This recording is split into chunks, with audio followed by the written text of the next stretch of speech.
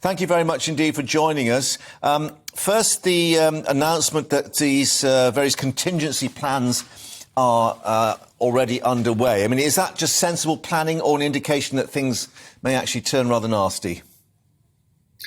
Well, I think things have already turned rather nasty. We've already heard health bosses in the last few days saying that patients are already starting to die in the back of ambulances because ambulances can't actually get their patients into hospitals because hospitals can't discharge medically well patients back home because there isn't enough social care provision. So we're already in a crisis right now. And as you mentioned, the government is announcing big plans for research on big, long-standing issues. And that's very welcome. But we need the same level of ambition from this government to tackle the crisis that we're facing right now, right here this winter.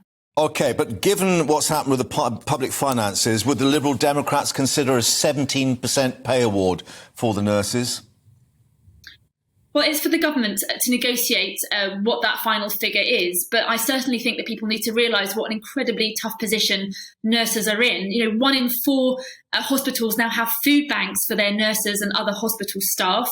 We know that 2/3 of nurses earn less than the national average salary. And of course, they've been through an incredibly difficult time over the last couple of years when all of us stood on our doorsteps at 8 p.m. on a Thursday, clapping our hands for thanking them for keeping people alive during the pandemic. So I do think that nurses do deserve a pay rise, but it's for the government to decide and negotiate what that final figure is.